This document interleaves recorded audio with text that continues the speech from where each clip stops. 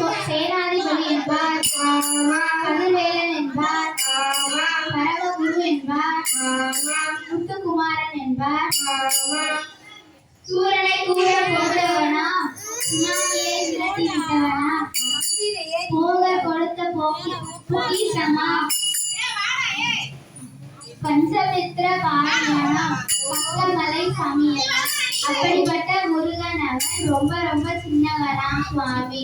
சின்ன சின்ன முருகையா, சிங்கார முருகையா, உன்னை கொஞ்சி தமிழ் பேசும் செந்தில் வடிவேலனவன்.